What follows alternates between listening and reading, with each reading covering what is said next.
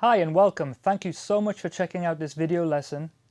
It's going to be on composition. I get this question a lot. How do I compose my music? Is it with a bass line first, a chord progression, a melody, a drum groove? Is there a story behind it? Well, the answer usually is everything, just depending on the tune. You know, some tunes I just pick up the bass and the tune comes, or I'm just noodling around on the keyboard or trying to sequence a drum groove, or there's a story in my head that I try to get out through the music. But I chose this tune in particular. It's called Walking In, Walking Out, because each section was actually composed in a different way. And there's a story behind it too. So I thought, you know, this is the perfect tune to kind of demonstrate what I do. Well, the story is, it's called Walking In, Walking Out. When I was 19, I broke my back. And 2 years later, the metal plate in the back broke. There was a lot of pain. I had to go to the hospital, get x-rays. The doctor told me it was a really high-risk surgery, but I needed it if I wanted to get rid of the pain. And it just kind of freaked me out, you know. I was really scared. I was really tentative about the surgery. I didn't want to do it. I didn't have faith in it. And John McLaughlin actually found a doctor for us in Germany that was amazing. We went and had a consultation with him. He looked at me, looked at the x-rays. I said, am I going to be fine if I do surgery? And he just looked me square in the eyes and said, look, you're going to walk in here and you're going to walk out of here. So don't worry about it, just trust me. And those words and the way he looked at me just give me complete faith in him. And I actually went into the surgery with a positive attitude. And I remember walking into the hospital, I just said to myself, I'm walking in here and I'm walking out of here. So I wrote this tune, and it's kind of a positive, uplifting song. So that's kind of the story behind it. And the other one is it's in an odd time signature. And the reason is I was spending a lot of time with Mike Stern, just kind of trying to get inside his bebop playing and his approach to kind of improvising. He's a genius, completely amazing improviser.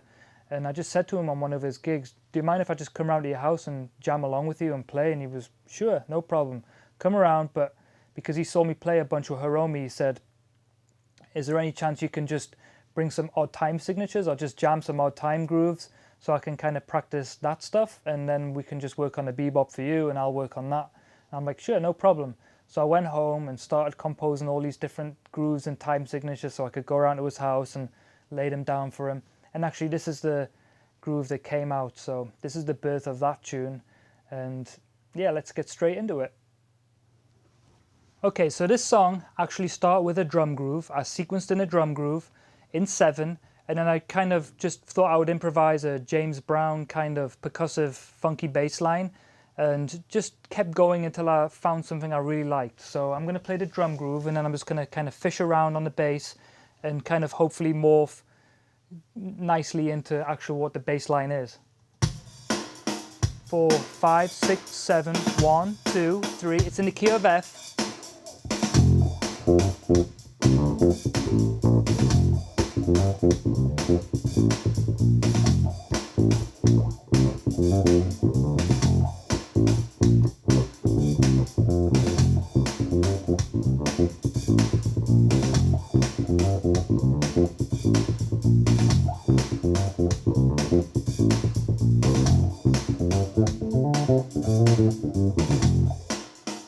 So you can see I kind of found what I was looking for, and once I do that, the next step I do is I record it. So on Logic here, so you can hear that, and once I've recorded it, what I do then is search for a melody or for some chords. So we're going to go into the different bass here, and I'm going to start fishing around for some melody ideas. Okay, so I've got my other bass here, 6-string bass. I can play the melody on the 4-string, but you know, the 6-string gives me a little higher range. So when I'm writing melodies, I tend to either use the keyboard or a 6-string bass. Not that you can't do it on a 4-string, it's just my preference. So I've now established that my bass line is in F major. So what I did then is I just basically improvised over the written bass line, kind of recorded myself do it. You can do this with a cassette, your mobile phone, whatever that has a recording device on it. And basically what I do is when I hear something that I really like, I'll kind of pull it out and transcribe it and then refine it a little bit.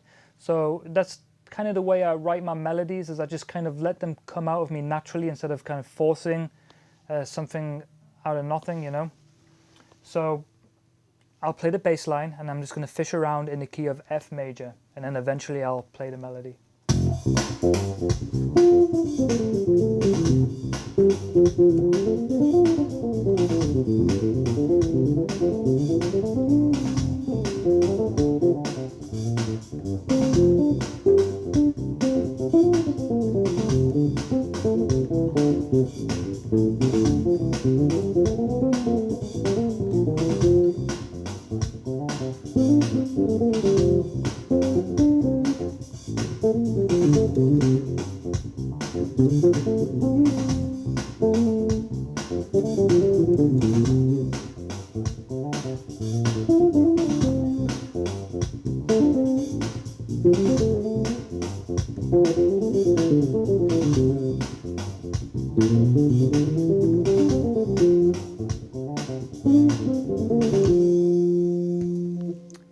there's the melody and the bass line. We start with a drum groove, we went into our bass line, recorded both, looped them, improvised till I found kind of some melody lines I liked, then I refined them, and there's the main A section.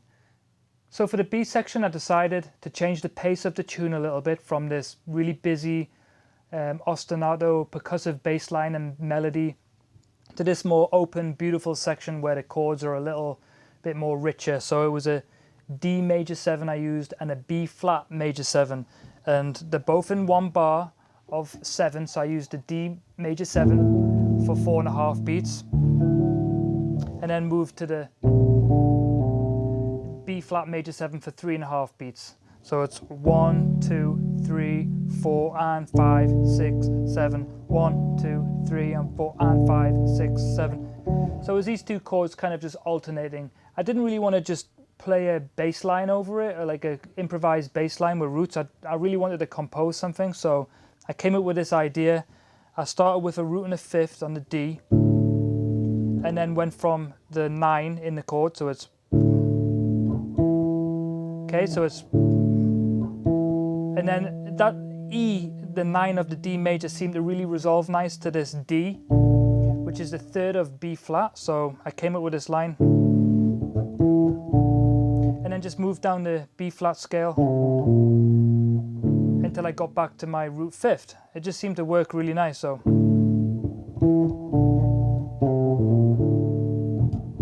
and then I went to this B flat major 9 kind of sound with the B flat in the bass and the 9 in the high end.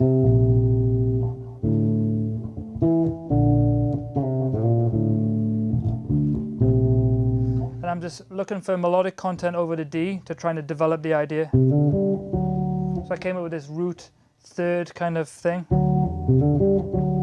Then just moved down the scale. Back to this B flat 9 sound. So the bass line ended up being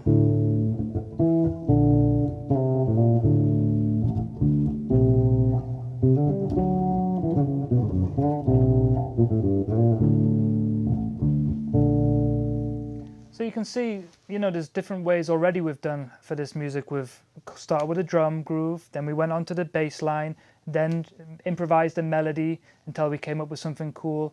Then we went into the B section where I purely composed it on the bass, and once I did that, I added some chords to kind of open it up, and then I did the same thing. I just improvised over it until I came up with a melody. So we approached the melody the same way as we did the first. I recorded the bass line, then I added some chords, and I basically just improvised until I could find some nice melodic content. Now over the D major 7, I'm using the D major scale, and for the B flat major 7, I'm using the B flat Lydian. There's a D major, and there's the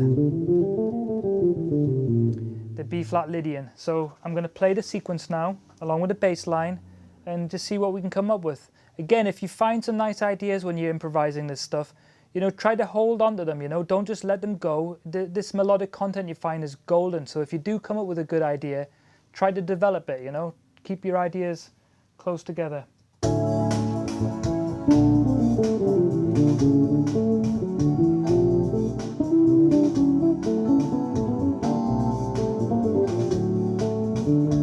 So the melody.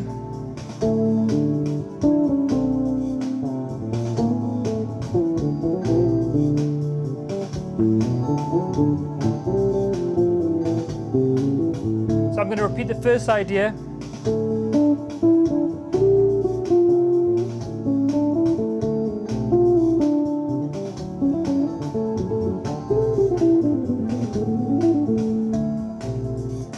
we started with a 5-1, then like kind of a chromatic from the root D to the 9, which is the B flat major.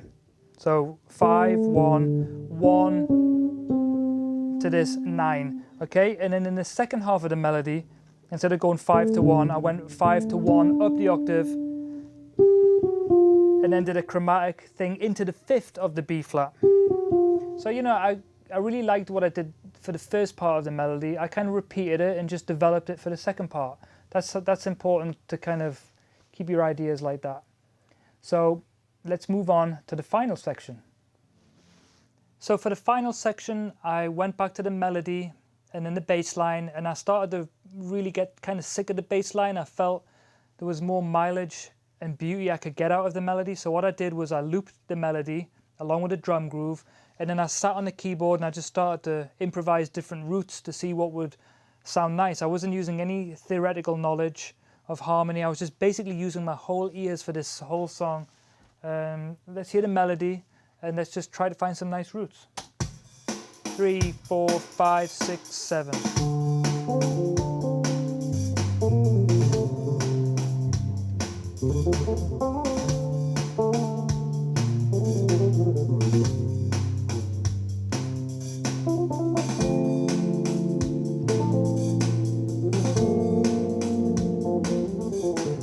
So I started to find this D work, this D to B flat to G to C. So I needed to find some chords behind it, so I found this D minor 7. And it's literally just fishing around, you know. I tried a D major 7, sounded horrible.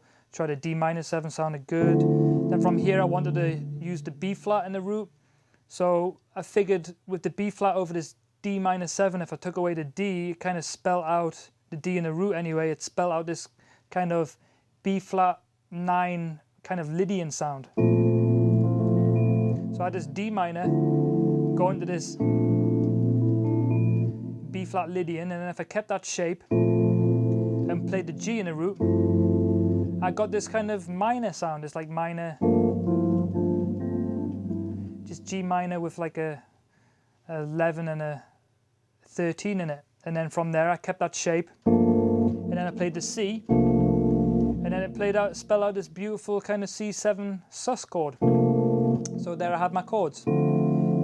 D minor 7 to B flat major 7 to G minor 7 to C7 sus. So let's hear how these chords sound over the melody now. 3, 4, 5, 6, 7.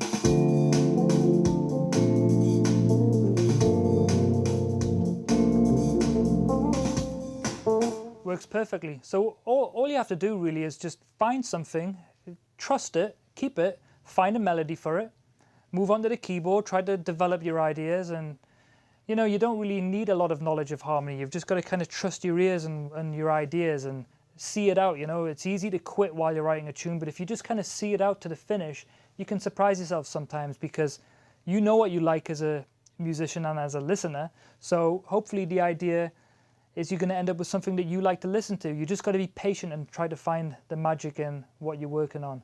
So I'm now going to perform the progression here. I've sequenced it all out for you, and I'm just going to play through the different parts, the melody, the improvisation, the reharm at the end, and I hope you like it, and I hope it gives you some ideas for some of your compositions.